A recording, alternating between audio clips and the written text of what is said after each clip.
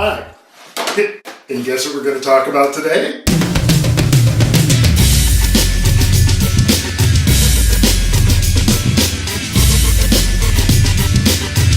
Hello friends, welcome to Mr. Snayl's Wild Ride. I am Mr. Snayl, and the wild ride is my life so far. My father didn't spend a lot of time unwinding in front of the television. In fact, he didn't spend a lot of time unwinding at all. He worked.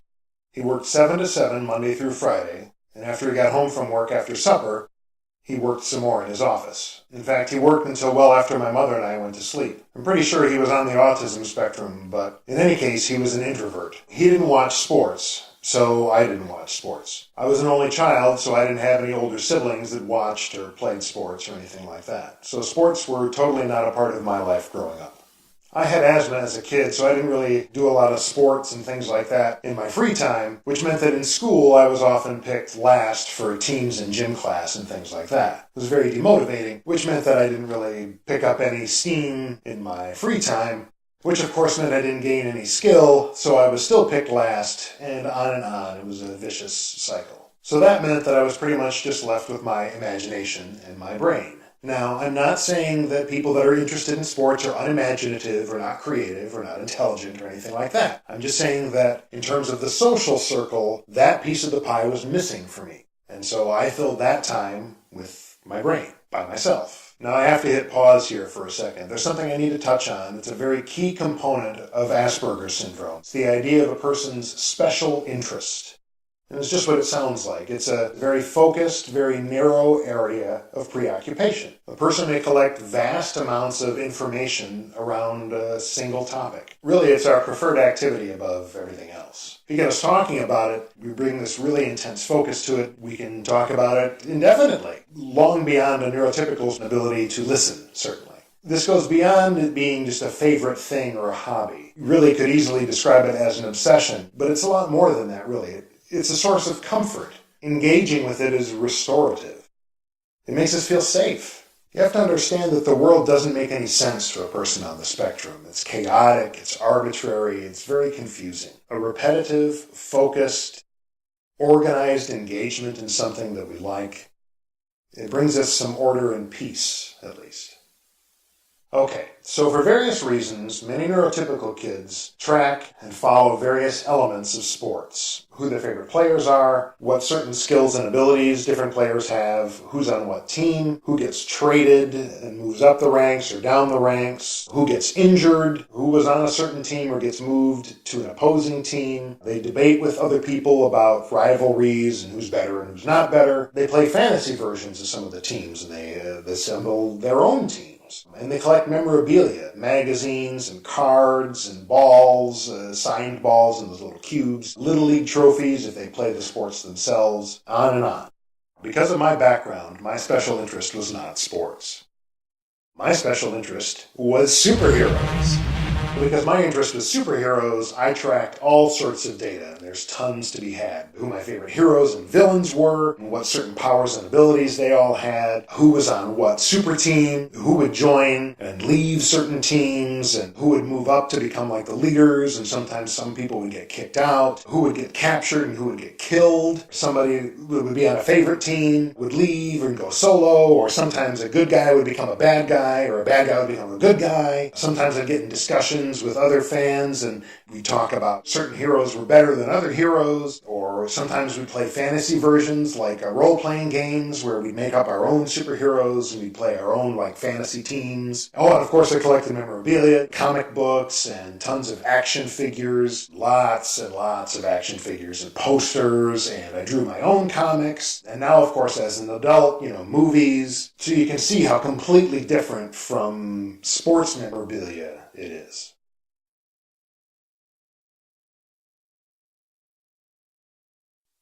It's not uncommon for a person's special interest to change over time. That happened to me too. Once I discovered rock and roll music and the radio, I was really into bands. But I treated it a lot like the same cataloging sort of thing. Who was in what band and who played what instruments and who was in other bands before that. Just like the superheroes in a way. But superheroes never left me altogether. There was always a special place in my heart, and I was always tracking things in the back of my mind. So because comic books and superhero dolls were really considered things for kids, it was an especially significant event when something would cause superheroes to cross over into the broader culture. When I was in grade school is when the first Superman movie with Christopher Reeve came out, 1978. That was humongous. There had been nothing like that before. Star Wars had come out, and Star Trek the Motion Picture, and those were both blockbuster films with fantastic special effects like nothing we'd ever seen. But they weren't superheroes. They had their own sort of science fiction culture. But Superman was a superhero.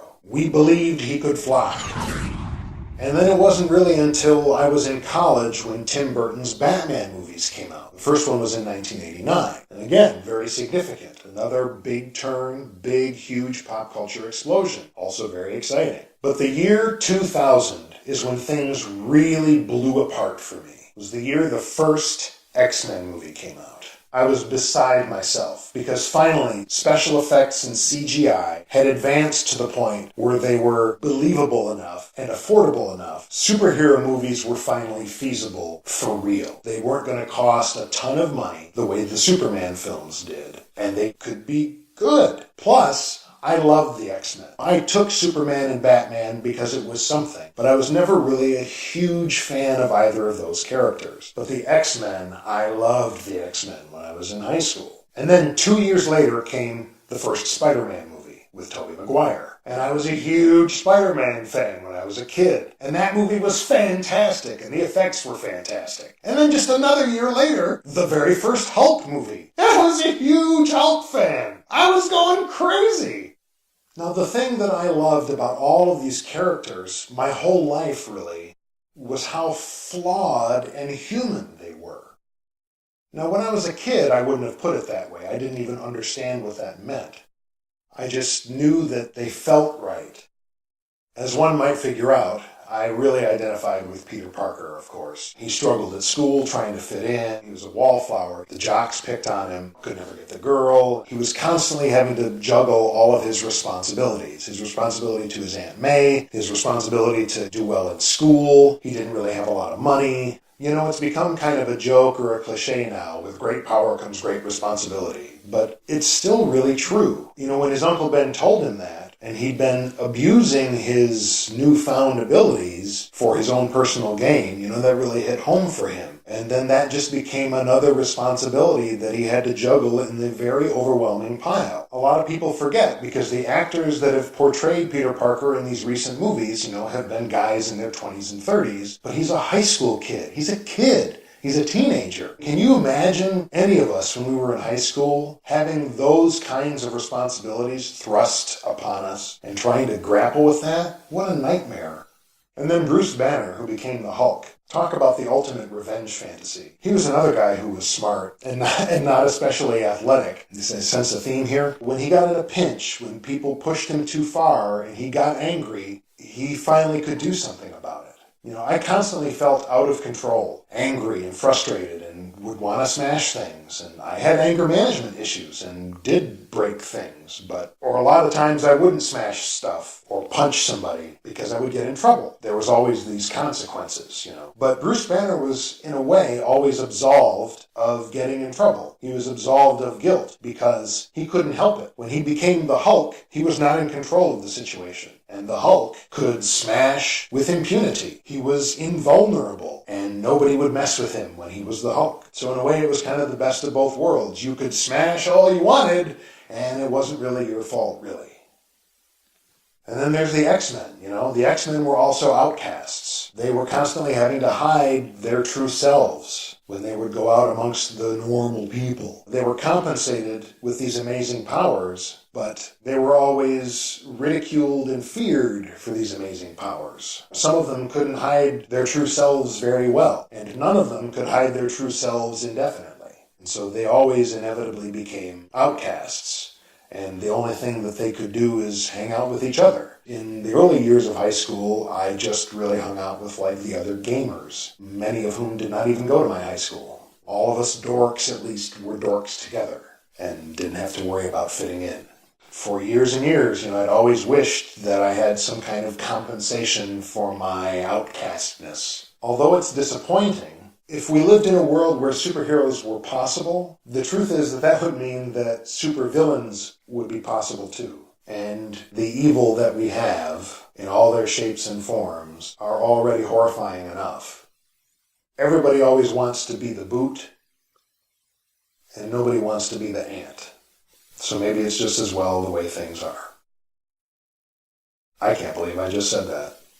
Well, thanks for stopping by, guys. If you enjoyed this, be sure to like the video below. Subscribe for new videos every Thursday. Hopefully we'll see you next week. Stay warm. I had asthma as a kid, so I didn't really engage in a lot of sports, extracurricular activities and things.